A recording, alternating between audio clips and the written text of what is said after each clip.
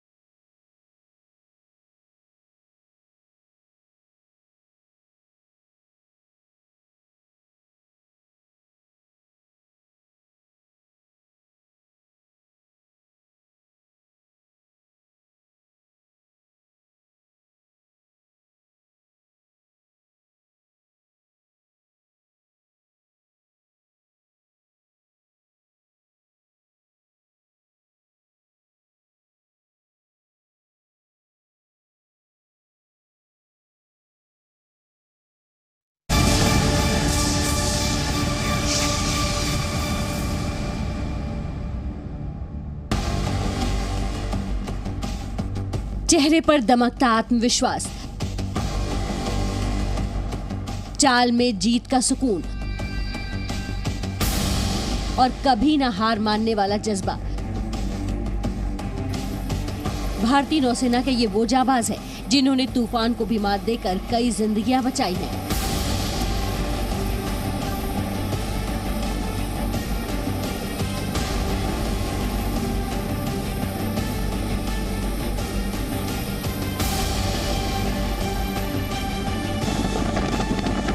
हवा की तेज रफ्तार भी इनके बढ़ते कदमों को रोक न पाई। भारतीय नौसेना ने रेस्क्यू ऑपरेशन बेहद मुश्किल हालात में चलाया। जहां जान बचाने में जाने जा भी सकती थी।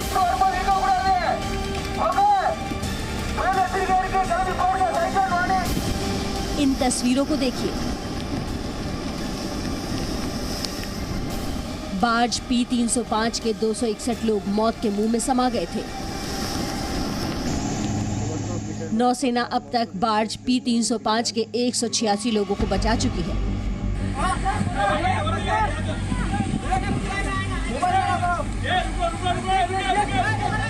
तो सबसे पहले सुनिए कैसे इस ऑपरेशन को अंजाम दिया गया। उनकी जुबानी सुनिए जिन्होंने इस ऑपरेशन को अंजाम दिया। 12 बजे पता लगा कि डिस्ट्रेस एक शिप पापा 305 है एंड हमें लोगों को बचाना है। हमने अपने क्रू को इकट्ठा किया। हम लोगों ने प्लानिंग करी कि कहाँ पर ये शिप डिस्ट्रेस में है। हम लोगों ने एरिया प्लॉट किया। उसके बाद हम लोगों ने अपना क्रू डिसाइड किया कि कौन कौन कब जाएगा। अर्ली मॉर्निंग फर्स्ट फ्लाइट में हम टेक ऑफ हो गए थे। यहाँ पर कंडीशंस काफ़ी सीवियर थी। अराउंड 50 किलोमीटर प्रति घंटा से हवा चल रही थी। जहाज़ को बाहर निकाला हमने कंट्रोल करके एंड हमने कंट्रोल टेक ऑफ किया एंड हम एयरबॉर्न हो गए।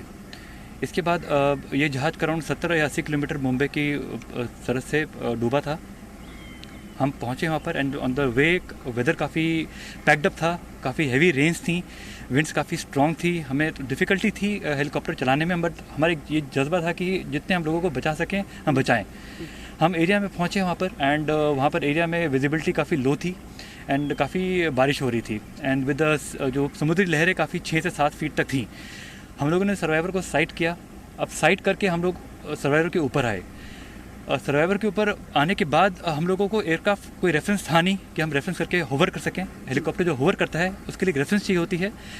समुद्र में लहर इतनी बड़ी थी और हम सी कोस्ट से काफ़ी दूर थे, रेफरेंस थी नहीं, तो हमने बड़ी मुश्किल से हेलीकॉप्टर को कंट्रोल किया एंड उसके बाद उन्हें हम थम्स अप दिखाया कि हम आ गए हैं, आपको रेस्क्यू करेंगे। और फिर हमने कंट्रोल करके होवर करके 50 फीट पे अपने ड्राइवर को लोअर किया जो उन्हें ऊपर लेके आए एंड उसे सेफली हमने रिकवर किया। हालांकि किसी भी मौके पर यह मिशन आसान नहीं था, लेकिन नौसेना के जाबाजों ने लोगों की जान बचाने की ठान रखी थी, इसलिए वो हर मुश्किलों को मात देते हुए जिंदगियां बचाते रहे।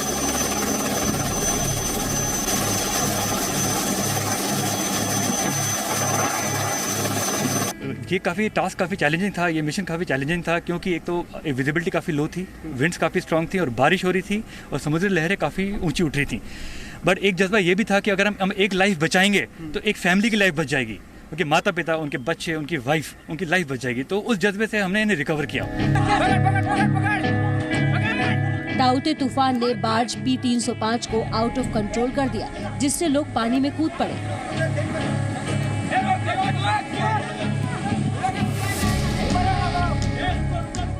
तुरंत जब डूबने वाला था ना, तब अलर्ट दिया गया कि अभी लाइफ जैकेट पहनो, बाज डूब रहा है, आपको कूदना पड़ेगा। उनमें से कई लोग घंटों तक पानी में मदद का इंतजार करते रहे और नौसेना के लोग उनके लिए जीवन दाता बनकर आए और ज्यादातर लोगों को बचा लिया। जब उन बंदों के पास हम पहुंचे तो उन बंदों को देख के मतलब एक खुशी ये भी हुई कि यस अभी भी हम मतलब बच जाएंगे, और दूसरा वे दुखी इतने थे कि पिछले 22 घंटे से वे सोच रहे थे कि हम बच पाएंगे कि नहीं बच पाएंगे। ताउते तूफान से मुंबई को अलर्ट किया गया था, साथ ही नेवी भी हाई अलर्ट पर थी, लेकिन जब उनके पास ये खबर आई कि कई बार्ज तूफान की चपेट में आ गए हैं और उन्हें रेस्क्यू ऑपरेशन में जाना है, नौसेना ऐसे ऑपरेशन के लिए तैयार तो थी, लेकिन ये मिशन आसान नहीं था।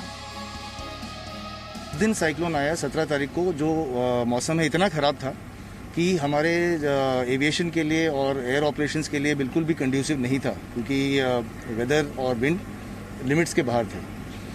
18 मई को सुबह 6:30 बजे से जब थोड़ा सा वेदर इम्प्रूव हुआ, तब से हमारे जो जहाज हैं वो निकल पड़े और एरिया में जाके जहाँ पे शिप्स ऑलरेडी थे, ये भी हमारी एक SOP है कि शिप्स के साथ जो हेलीकॉप्टर हैं उनका बहुत अच्छा तालमेल रहता है और वो दोनों ने एक साथ मिलके कई सारे सर्वाइवर्स को बचाया। नौसेना अब तक बार्ज P-305 के 188 लोगों को बचा चुकी है। हालांकि इस बड़ी दुर्घटना में 49 लोग अपनी जान गंवा भी चुके हैं और इन 49 लोगों के मृत शरीर को नौसेना के युद्धपोत INS कोच्चि और INS कोलकाता से लाया गया है।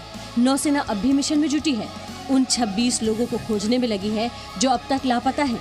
इनकी तलाश में नौसेना के 5 युद्धपोत, चेतक हेलीकॉप्टर और बोट लगे हैं। It is likely to move northwestwards and reach.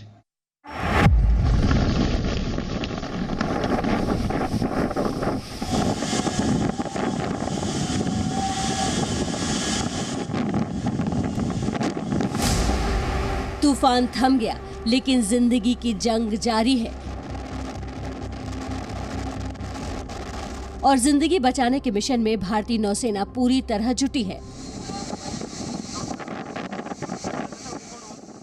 रात के अंधेरे में उन लोगों को ढूंढने में लगे हैं जो बार्ज P-305 में थे। अब समय तेजी से निकलता जा रहा है। भले ही समुद्र आज शांत दिख रहा है, महज कुछ ही लहरें उठ रही हैं, लेकिन ताउते समुद्री चक्रवात के दौरान उठती हुई लहरों को देखकर हर किसी का मन डर उठता था कि आखिर समुद्र में जाएं तो जाएं कैसे।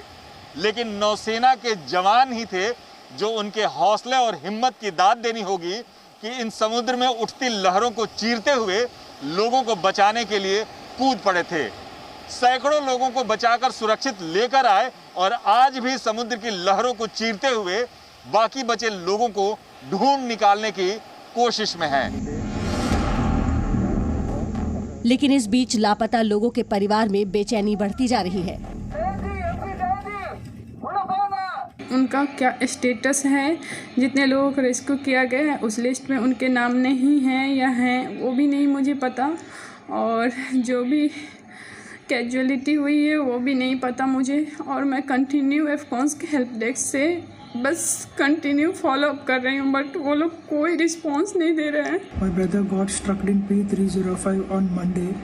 Till now we didn't get any update from them. सबसे ज्यादा मुसीबत उन लापता लोगों के सगे संबंधियों की है जो अपने परिवार के लोगों के बारे में पता करने के लिए कंपनियों से बराबर संपर्क साधते हैं, लेकिन उन्हें कोई जवाब नहीं मिलता है। उनके मन में डर ये बराबर सता रहा है कि उनके परिवार के लोग इस दुनिया में हैं या नहीं, लेकिन इसी कवायद में हैं कि कहीं तो एक अच्छी खबर उन्हें सुनने को मिले।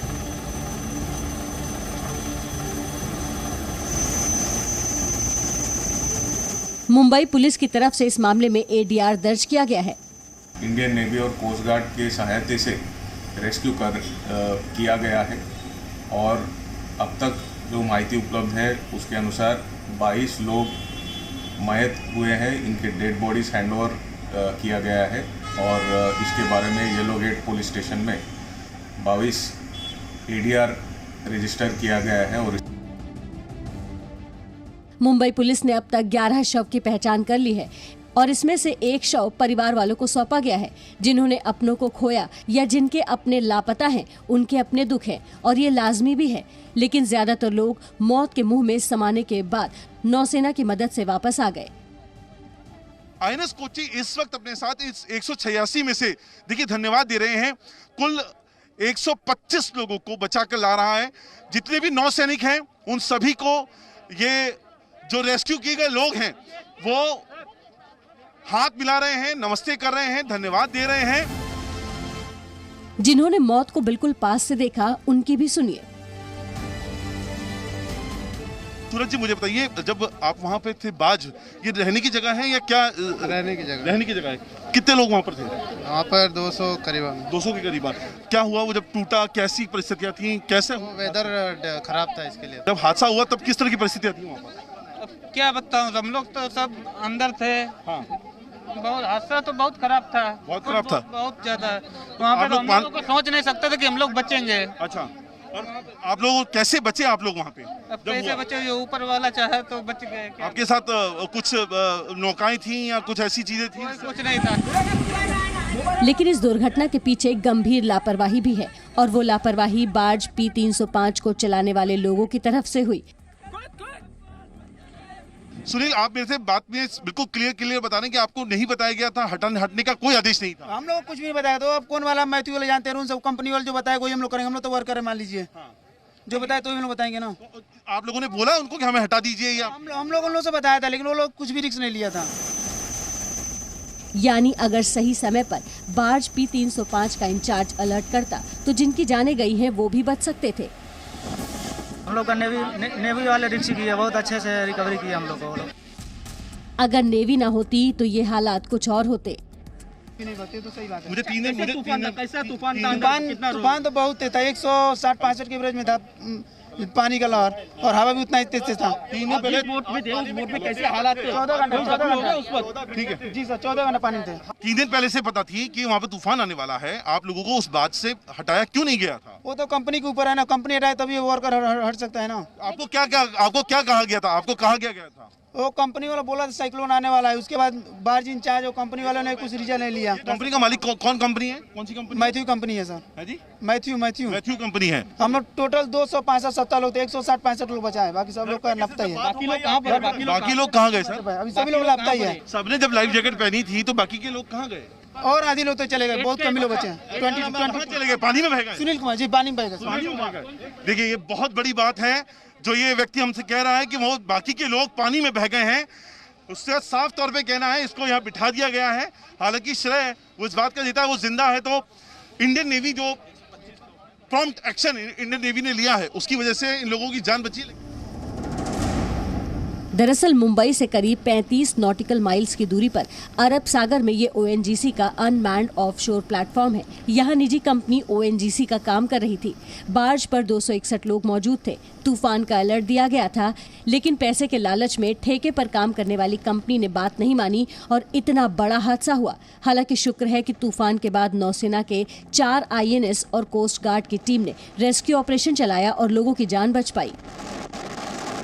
अगर आप कहेंगे मेरी संख्या के अनुसार पापा 305 के 185 लोग रेस्क्यू हो चुके हैं अभी की अगर हम फिलहाल बात करें।